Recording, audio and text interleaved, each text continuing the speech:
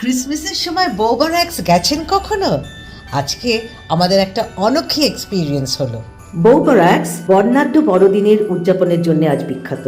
1918 সালে প্রথম বিশ্বযুদ্ধের সময় এটি নির্মাণ হয় ইংরেজ সৈন্যদের থাকার জন্য। আবাসনগুলো অ্যাংলো ইন্ডিয়ান পরিবারদেরও দেওয়া হয় যারা জেনারেশন আফটার জেনারেশন এখানে বাস করছেন। আমরা প্রথমেই গ্লেন্ডার হোমমেড ওয়াইন খেয়ে ও চাইনিজ খেয়ে আমাদের পদযাত্রা শুরু করলাম। এর ঐতিহ্যবাহী লাল ইটের বাড়ি দেখার জন্য লোকে ছুটে আসে, আর বড়দিন এলেই এই পাড়া তার পুরনো প্রাণ ফিরে পায়, যা অ্যাংলো ইন্ডিয়ানদের ঐতিহ্য ও আত্মপরিচয়ের প্রতীক। লোকে ভিড় জমায় ক্রিসমাসের ডেকোরেশন দেখার জন্য, ওয়াইন কিনে আর তার সাথে জেএন বড়ুয়ার ফেমাস কেক কিনে বাড়ি যায়।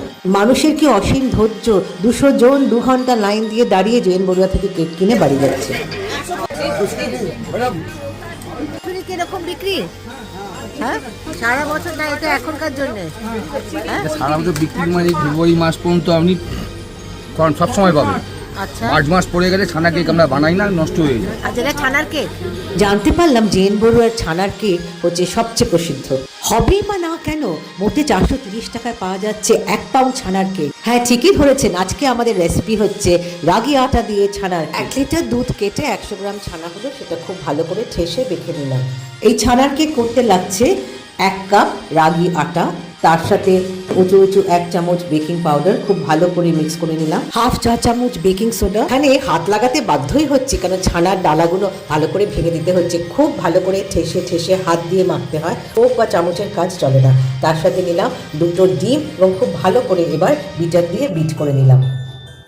ইতিমধ্যে আমি প্রায় 400 গ্রাম ডেটস ভিজিয়ে রেখেছিলাম, এ দেখুন, এবং আস্তে আস্তে ডেটস থেকে মানে খেজুর থেকে তার বিচিগুলো আলাদা করলাম।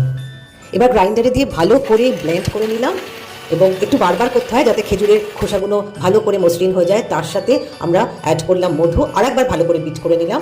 দিয়ে এবার আমার আগে আটা দিয়ে তারপরে কিছু মাখন গলিয়ে রেখেছিলাম, মাখনগুলো দিয়ে এবার ফাইনাল একটা স্টার ইন দ্য ব্লেন্ডার।